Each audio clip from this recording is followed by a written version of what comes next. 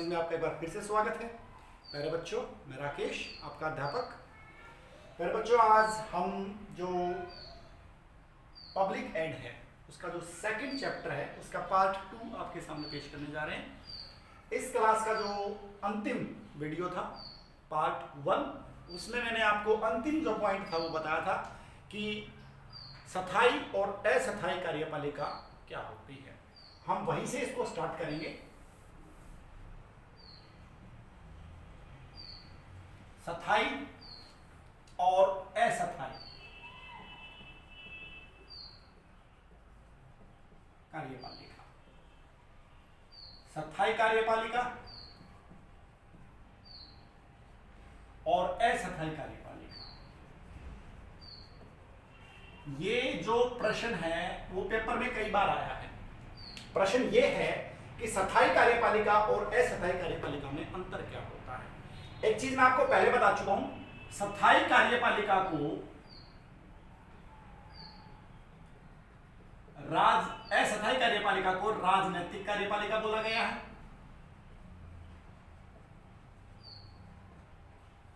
और स्थायी कार्यपालिका को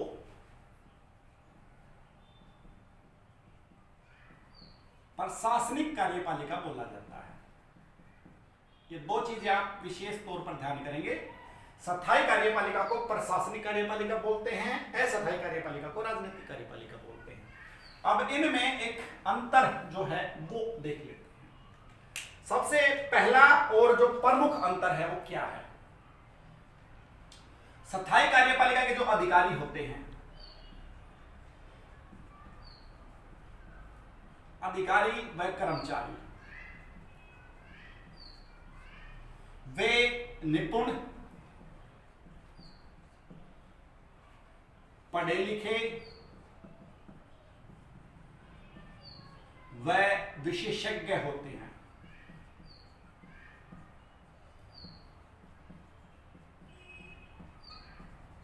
जैसा कि इससे पहले वाली क्लास में मैंने आपको बताया था कि इसके जो अधिकारी हैं, इससे पहले वाली क्लास में बताया था अगर आपको अध्यापक लगना है तो आपको वेल क्वालिफाइड होना चाहिए संबंधित सब्जेक्ट के अंदर। डॉक्टर लगना चाहते हैं तो वेल क्वालिफाइड होना चाहिए किसी भी डॉक्टरेट में, जिस भी प्रकार की आप डॉक्टरी में जाना चाह रहे हैं। तो वो पढ़े लिखे होते हैं, अपने काम के प्रति विशेषज्ञ होते हैं, ठीक है ना।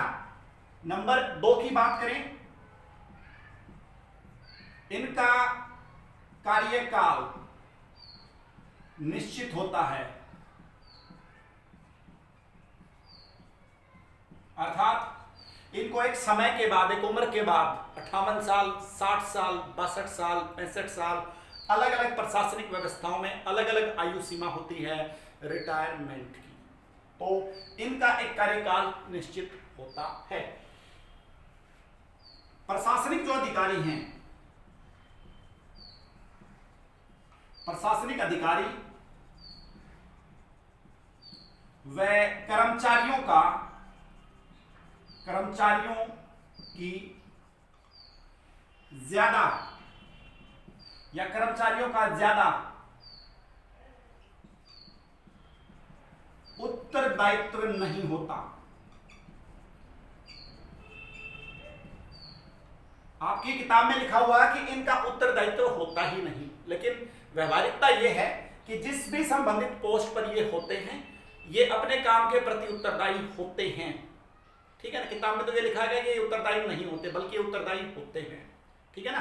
अगर ये अपने काम के प्रति उत्तरदायी ना होंगे तो फिर इनके खिलाफ कार्यवाही की जा सकती है, लेकिन किताब में लिखा है कि नहीं होते उत्तरदायी।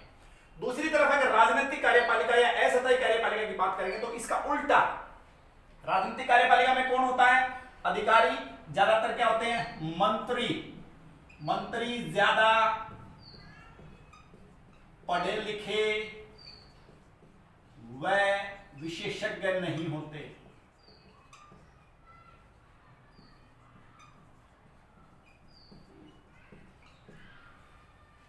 फॉर एग्जाम्पल, आपको एजुकेशन मिनिस्टर बना दिया गया है, ठीक है, और आपके भाई को बना दिया गया है एजुकेशन डायरेक्टर।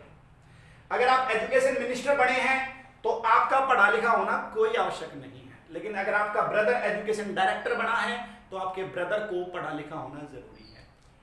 एजुकेशन मिनिस्टर एक मंत्री का पद है, ठीक है, और एजुकेशन डायरेक्टर एक ब्यूरोक्रेट का प्रशासनिक पद है, ये एक राजनीतिक पद है। तो मंत्री ज्यादा पढ़े लिखे नहीं होते या विशेषज्ञ नहीं होते।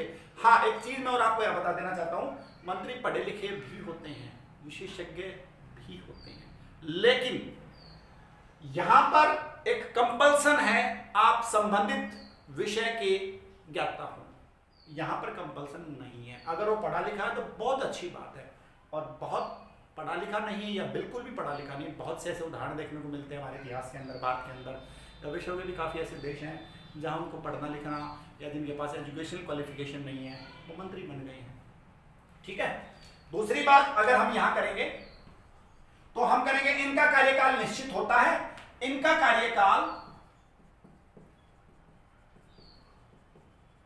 अनिश्चित होता है।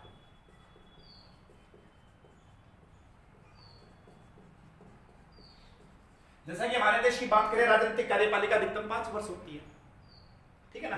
राज्यसभा की तरफ चल जाए तो 6 वर्ष हो जाती है, लेकिन हमारे अंदर जो राजनीतिक, हमारे देश में जो राजनीतिक कार्यपालिका है उसका जो अधिकतम कार्यकाल है वो 5 साल का हो सकता है, ठीक है ना। विपरीत परिस्थितियों में वो घट बढ़ सकता है, वो 5 मिनट में भी गिर सकती है और 5 साल भी चल सकती है। यहां पर अगर हम बात करेंगे, मंत्री जनता के प्रति उत्तरदायी होते हैं।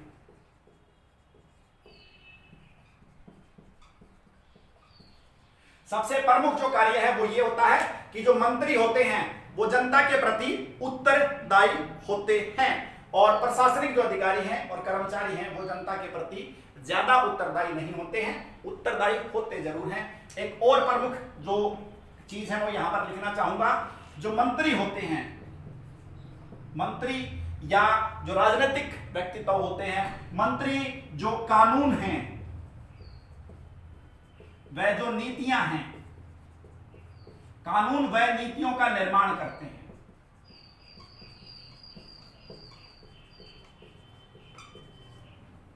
और यहां पर अगर मैं आपको बताना चाहूं, ये जो प्रशासनिक जो अधिकारी होते हैं, प्रशासनिक अधिकारी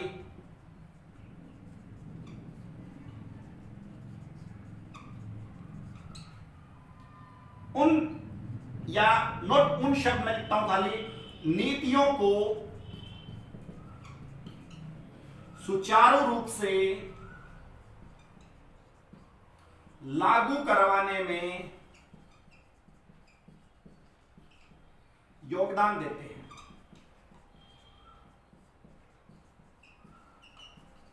उदाहरण के तौर पर विधान परिषद ने, विधान पालिका ने कानून बना दिया, ठीक है, विधान पालिका द्वारा एक कानून बना दिया गया है, कानून बनाया गया किसी एजुकेशन सिस्टम के ऊपर, और एजुकेशन मिनिस्टर कार्यपालिका है, एजुकेशन मिनिस्टर ने उस कार्य को लागू करवाने के लिए अपने अधीन डिपार्टमेंटल जो अधिकारी होते हैं, विभागीय जो अधिकारी होते हैं, ऑफिसर्स जो होते हैं डिपार्टमेंटल, उनको बोल दिया। तो उन सभी एजुकेशनल चीजों को जो विधान पालिका द्वारा बनाई गई हैं और एजुकेशन मिनिस्टर कार्यपालिका द्वारा जो लागू की गई हैं, उनको सही ढंग से सुचारू रूप से चलवाने का काम किसका हो जाता है? एजुकेशन डायरेक्टर का। विभिन्न स्टेट्स के अंदर जो स्टेट एजुकेशन डायरेक्टर्स होते हैं, उन सभी का एजुकेशन के मामले में वो लागू करवाने का काम हो जाता है। दूसरे शब्दों में आप ये कह सकते हैं कि राजनीतिक कार्यपालिका प्रशासनिक कार्यपालिका के बगैर अधूरी है। इन चीजों को आप संबंध में भी जोड़ सकते हैं। ये मैंने आपको यहाँ पर प्यारे बच्चों बताया है, इन दोनों के बीच अंतर बताया है मैंने। इन दोनों के बीच संबंध भी होता है। संबंध क्या है? मंत्री कानून बनाते हैं, ये लागू करवाते हैं। ये जनता के प्रति उत्तरदायी होते हैं, अगर सही कार्य होगा तो उत्तरदायित्व तो रहेगा। ये भी एक तरह से जनता के प्रति उत्तरदायी ही होते हैं, लेकिन किताब में लिखा गया उत्तरदायी नहीं होते हैं। लेकिन मेरे हिसाब से नहीं, आपके हिसाब से भी सभी कर्मचारी जो प्रशासनिक अधिकारी होते हैं वो उत्तरदायी होते हैं। तो इनका आपस में संबंध है। राजनीतिक कार्यपालिका प्रशासनिक कार्यपालिका के बगैर नहीं चलती। प्रशासनिक कार्यपालिका राजनीतिक कार्यपालिका का आधार होता है। ठीक है ना? इस चीज को हम यही छोड़कर चलते हैं और इस चैप्टर का जो अंतिम टॉपिक है हम उस पर आ जाते हैं।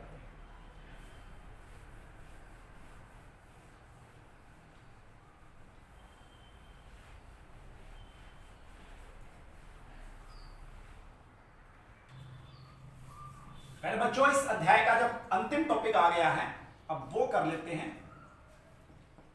कार्यपालिका के कार्य। जब बात करते हैं कार्यपालिका के कार्यों की, तो यहां पर भी हम कार्यपालिका के कामों को दो भागों में डिवाइड कर देते हैं। हालांकि बहुत से कार्य होते हैं, अब सभी कार्यों के बारे में बात करने लग जाएं तो पूरी किताब लिखी जाएगी, लेकिन यहां पर कार्यपालिका के प्रमुख जो काम है उनको दो भागों में बांट सकते हैं। एक काम होता है प्यारे बच्चों राजनीतिक कार्य, और एक काम होता है प्रशासनिक कार्य। मिलती जुलती बातें यहां पर बताई जाएंगी, क्योंकि इससे पहले मैं आपको राजनीतिक कार्यपालिका और प्रशासनिक कार्यपालिका अर्थात स्थायी और अस्थायी कार्यपालिका में अंतर बता चुका हूं। तो यहां पर भी कार्यपालिका के जो प्रमुख कार्य आएंगे उन्हीं के बारे में बात करेंगे। सबसे पहले अगर हम राजनीतिक कार्यों की बात करें तो राजनीतिक कार्यों में क्या क्या चीज जो है वो शामिल की जा सकती है। तो राजनीतिक जो कार्य जितने भी हैं उन सभी कार्यों की जब हम बात करते हैं तो देखिए, संसद सबसे प्रमुख चीज होती है। संसद का अधिवेशन बुलाना,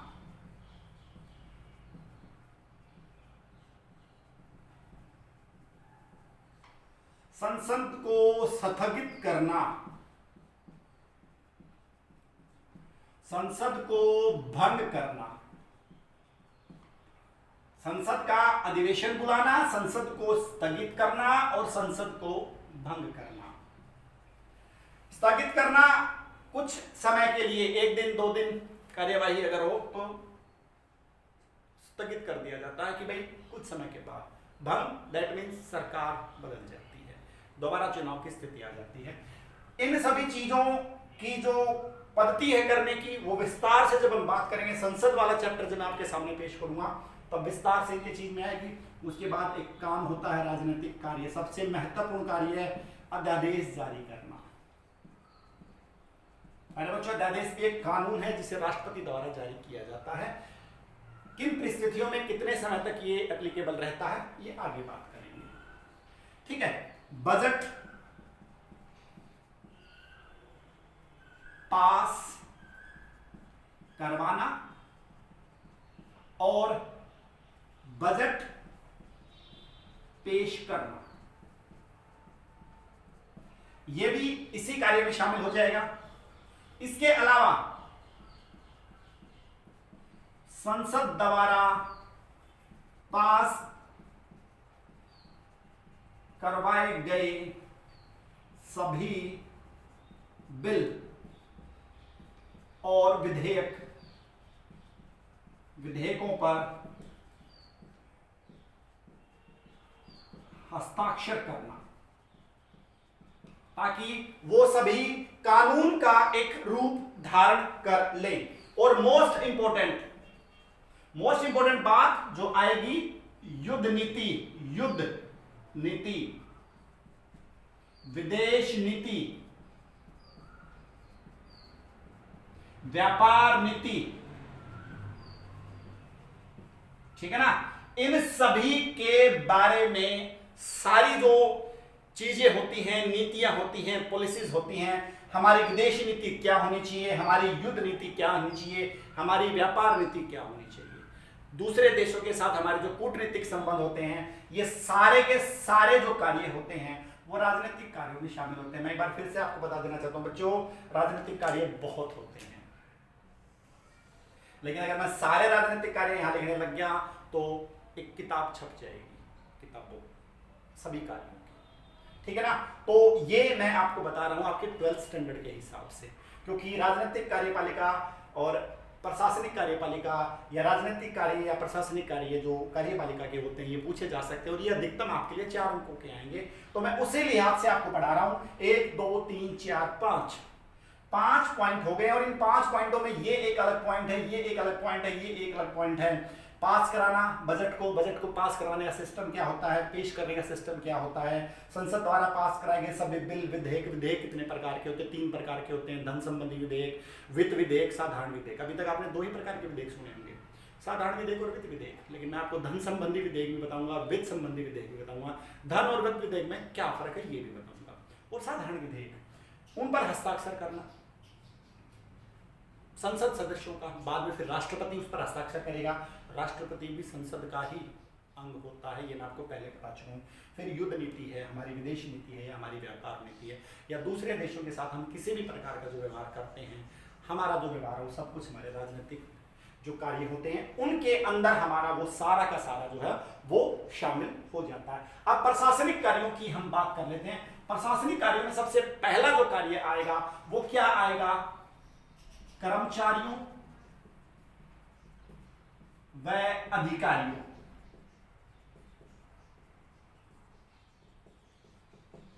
की नियुक्ति संबंधी कार्य व पद से हटाने संबंधी कार्य, ये प्रशासनिक कार्य प्रमुख हो जाएगा। इसके अलावा जो कर्मचारी अधिकारी किसी भी विभाग के बनाए गए हैं, सभी प्रशासनिक विभागों के लिए वित्त की व्यवस्था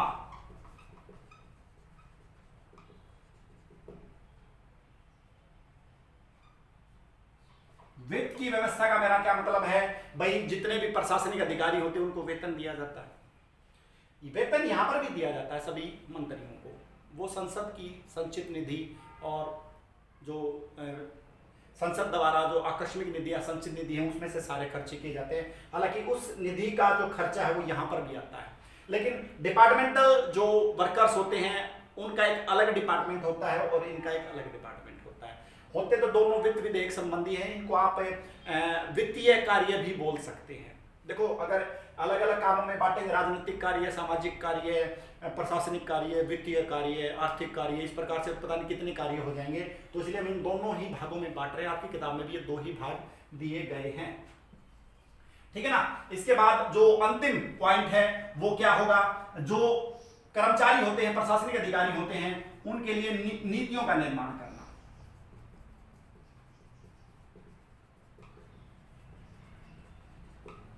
और एक मोटा मोटा शब्द बता देता हूं, पोस्ट कोर्ब, जो लूथर गुलिक का वर्ड है पोस्ट कोर्ब, वो सब कुछ प्रशासनिक होता है। Planning, organisation, staff, directing, coordination, reporting और बजटिंग, ये सब कुछ इसी के अंदर शामिल हो जाएगा। ये प्रमुख प्रशासनिक कार्य, पहला चैप्टर जो मैंने आपको प्रशासन करवाया था वही तो प्रशासनिक कार्य है लूथर गुलिक का। पोस्ट कोर्ब को पढ़ लियो, सारे प्रशासनिक काम आ जाए। पोस्ट कोर्ब के जो POSD 4 को 5 R 6 B 7, ये जो 7 के 7 कार्य हैं ये भी लिख दोगे। देखो, स्टाफिंग, कर्मचारियों को नियुक्त करना, ठीक है ना। तो ये सारे के सारे जो काम है ये पोस्ट कोर्ब के अंदर आकर सिमट जाएंगे, ठीक है ना। अब मैं इसको साफ कर देना चाहता हूं।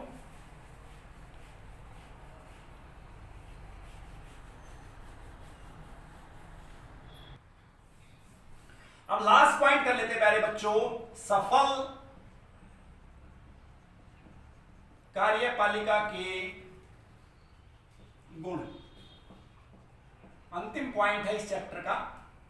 सबसे पहला जो गुण होगा वो होगा अच्छा नेतृत्व। दूसरा गुण अच्छा व्यक्तित्व। तीसरा गुण सहयोग की भावना। चौथा गुण राजनीतिक व प्रशासनिक अनुभव, चाहे उसके पास राजनीतिक अनुभव हो या प्रशासनिक, दोनों हो तो सोने पे सुहागा। और विशेषज्ञ तथा दूरदर्शिता, ठीक है ना। ये 5 पॉइंट हैं, आप 6 भी बढ़ा सकते हो। विशेषज्ञ करके दूरदर्शिता बना के 6 कर देना। नंबर 4 का ही आएगा इसमें से प्रश्न, 6 का नहीं, 8 का नहीं आ सकता। 1, 2, 4 और 8 इसके आते हैं। देखो भाई, किसी भी लीडर के अंदर लीडरशिप करने का योग्यता होना चाहिए, अच्छी लीडरशिप होनी चाहिए उसकी, ठीक है। वो खुद भी अच्छा व्यक्तित्व होना चाहिए, उसकी छवि साफ होनी चाहिए। सबसे बेहतर बात, अपने साथ करने वाले, साथ काम करने वाले सभी व्यक्तियों के मध्य उसके अंदर सहयोग की भावना होनी चाहिए, सबको साथ लेकर चलने वाला होना चाहिए। उसके पास राजनीतिक और प्रशासनिक अनुभव होना चाहिए। अगर वो राजनीतिक कार्यपालिका में है, अगर वो प्रशासनिक कार्यपालिका में है, तो उसके पास वो अनुभव भी होना चाहिए। विशेषज्ञ ज्ञान होना चाहिए, अनुभव के साथ साथ उसके अंदर ज्ञान भी होना चाहिए। कई बार अनुभव से ज्ञान मिलता है और कई बार ज्ञान पढ़े लिखे जो व्यक्ति होते हैं, पढ़ने लिखने से भी ज्ञान मिलता है। हालांकि जो अनुभव होता है, एक्सपीरियंस होता है, वो अपने आप में एक टैलेंट होता है। तो दोनों प्रकार का टैलेंट अगर बंदे में है, अगर क्वालिफिकेड जो क्वालिफिकेशन है, क्वालिफाइड है, वो क्वालिफाइड बंदे के अंदर जो टैलेंट है वो एक अलग चीज़ होती है, और जो एक एक्सपीरियंस टैलेंट है बंदे के अंदर वो एक अलग चीज़ होती है। जब वो दोनों चीज़ें बंदे के अंदर आ जाती हैं तो सोने पर सुहागा हो जाता है। दूरदर्शिता, दूरदर्शिता का मतलब आगे की सोच रखने वाला, भविष्य में क्या होने वाला, मेरे द्वारा बनाई गई नीतियों का भविष्य में क्या फर्क पड़ेगा, क्या अंजाम होगा। तो ये सारी चीजें जो होती हैं वो ही दूरदर्शिता के अंदर होती हैं। तो बच्चों, आज का जो कंसेप्ट है पार्ट 2, पार्ट 2 एग्जीक्यूटिव जो सिस्टम होता है, कार्यपालिका, चीफ एग्जीक्यूटिव आपका चैप्टर है। कक्षा 12 पब्लिक एड, ये खत्म हो जाता है। जुलाई के अंदर आपका पब्लिक एड का पेपर हरियाणा बोर्ड द्वारा लिया जाना है। इसके अलावा डिस्क्रिप्शन बॉक्स में जब आप जाओगे, एक शब्द बार बार गूंज रहा था, संसद। विश्व के प्रमुख देशों की संसद के नाम और उनके जो सदन हैं, संसद के 2-2 सदन या एक-एक जो भी जितने भी संसद के सदन होते हैं, वो सभी डिस्क्रिप्शन बॉक्स में आपको मिल जाएंगे, ठीक है। किसी दिन जब संसद का चैप्टर कराएंगे वहां पर उनको ब्रीफली आपको समझा भी देंगे। उम्मीद करता हूं मैं आपको ये समझाने में कामयाब होगा। ये जो मैंने आपको 3 पॉइंट बताए हैं, ये सभी 3 पॉइंट 4-4 अंक के लिए एप्लीकेबल होते हैं। आप इनको 2 या 3 बार देख लेंगे तो बिल्कुल याद हो जाएंगे आपको। कुछ कमी रह गई है तो आप मेरे को कमेंट जरूर करेंगे।